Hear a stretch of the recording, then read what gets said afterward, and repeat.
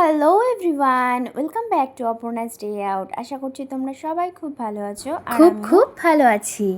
So এই ভিডিওটা হলো লাস্ট উইকের ভিডিও। সেদিন আমার বিশেষ কিছু কাজ ছিল না, তাই ভাবলাম একটু স্কিন কেয়ার করি। অনেক দিন ধরে মুখে কোনো ফেস প্যাক ট্যাক মাখা হচ্ছে না, আমি নর্মাল একটা ইউজ করি ফেস প্যাক। তো ফেস প্যাকটা লাগানোর পর আমি ভাবলাম যে ততক্ষণে বেডশিটটা একটু চেঞ্জ করে নিই, ততক্ষণে প্যাকটাও শুকিয়ে যাবে আর আমার কাজটাও হয়ে যাবে।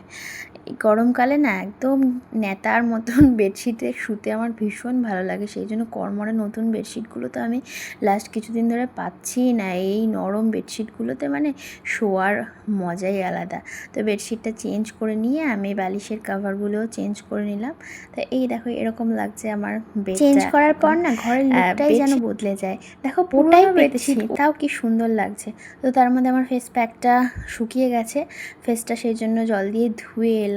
তারপরে আমি একটু ব্ল্যাক হেডস তুলছিলাম। এই দেখো এটা আমি অনলাইনে নিয়েছি, এটা খুব হেল্পফুল, পার্লারে ইউজ করে।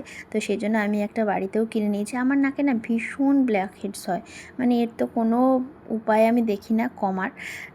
মানে প্রত্যেক দিন যদি ক্লিন করা হয় ভালো হয়, কিন্তু রোজ তো আর করা হয় না। আমি ওই উইকে একবার করে করার চেষ্টা করি। এরপরে হচ্ছে মোস্ট রিফ্রেশিং পার্ট, সেটা হচ্ছে মাস্ক লাগানো। আমার তো ভীষণ ভালো লাগে, সারা মুখটা একদম ঠান্ডা হয়ে যায় আর খুব হাইড্রেটিং লাগে। তোমরা আর কে আছো যারা শীট মাস্ক ইউজ করতে ভীষণ পছন্দ করো? মাস্কটা লাগানোর পর ওটার মধ্যে কিছুটা জেল ছিল, ওটা আমি আবার হাতে গলায় মেখে নিলাম। আমার কিছু ওয়েস্ট করতে ইচ্ছা করে না, তো মাস্কটা লাগানোর পরেও খানিকটা রয়ে গেল। তারপরে কিছুটা সময় একটুখানি গান শুনলাম, একটু রিল্যাক্স করলাম, তারপরে ফেস মাস্কটা তুলে নিয়ে চলে এলাম রান্নাঘরে। এই দেখো এই মাসে আমার রান্না দিদি 7-8 দিন আসেনি, ওনার বাড়িতে বিয়ে আছে। আর এক কারি বাসন রোজ হচ্ছে আর রোজ আমার বাসন মাজতে হচ্ছে। খুবই খারাপ দিনকাল যাচ্ছে। খাওয়া তো হচ্ছে পাতায়, কিন্তু পাতায় খেলে কটা আর জিনিস সেভ হচ্ছে, এই বাটি ঘটি হাঁড়ি কড়াই সব তো মাজতেই হচ্ছে। তখন যেন মনে হয় পাতায় খেয়ে আর কী লাভ হচ্ছে। তাও ওই মন বোঝে না, দুটো থালা সেভ হচ্ছে, ওই আর কি। তারপরে বাসন মাজতেই দেখলাম আমার দুটো পার্সেল এসছে, বাবা এনে রেখে দিয়েছে। তো চলো এখন তোমাদের সাথে ওটাই আনবক্সিং করব। আমি একটা ব্যাগ অর্ডার করেছিলাম আর কিছু ট্যাঙ্ক টপ অর্ডার করেছিলাম নর্মালি ফ্লিপকার্ট থেকে। সামনে বারবার করে ফেসবুকে অ্যাড আসছিল। তোমাদের এরকম হয় ফেসবুকে বারবার অ্যাড আসলে ওই জিনিসটার প্রতি ইন্টারেস্ট হয়ে যায় আর ওটা অর্ডার করে ফেলি? খুব খারাপ রোগ এটা আমার, কিন্তু মাঝে মাঝে তো নিজেকে আটকানো যায় না। তো যাই হোক, প্রথমে দেখি কি এসেছে, ট্যাঙ্ক টপগুলো কেমন এসেছে। এই দেখো একদম ক্রপ টপ, এগুলো ব্লাউজের মতো করেও পরা যাবে, আবার জিন্সের উপরেও পরা যাবে। 3টে কালারের এসেছে, ব্রাউন কালার, হোয়াইট কালার আর ব্ল্যাক কালার।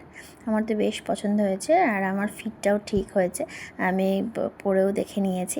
তারপরে এসেছে একটা ব্যাগ, এটা কিন্তু কোনো ব্র্যান্ডেড ব্যাগ না, নর্মাল একদম ব্যাগ।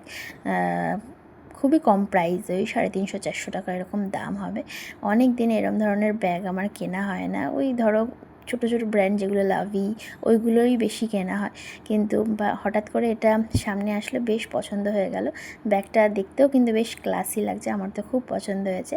আর সেদিন রাতে আবার অর্ডার করেছিলাম বিরিয়ানি। হঠাৎ করে আমার বর বললো চলো আজকের বাড়ির খাবার আর খেতে ইচ্ছা করছে না, বিরিয়ানি অর্ডার করে আউট থেকে। এই দেখো এটা আমরা অর্ডার করেছিলাম হান্ডি বিরিয়ানি, সাথে ছিল রায়তা আর এক্সট্রা আলু। বিরিয়ানিটা ঢালার সঙ্গে সঙ্গে তো উফ কি স্মেল! আমার তো এখন আবার ভিডিওটা ভয়েস ওভার দিতে দিতে আবার খেতে ইচ্ছে করছে।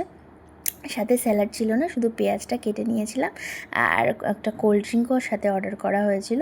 বিরিয়ানি খেতে গেলে না আমার আবার একটু কোল্ড ড্রিঙ্কস না হলে ভালো লাগে না, ফ্রাইড রাইস যাই হোক, এরকম স্পাইসি বাইরের কিছু খেতে গেলে আমার সাথে কোল্ড ড্রিঙ্কস ছিল আপডেট, খুব ভালো লাগে। এই ভিডিওটা এই পর্যন্তই, আবার দেখাবে পরের কোনো একটা ভিডিওতে। Till then like share and subscribe my channel, আর ভালো লাগলে একটা লাইক করে দিও। বাই।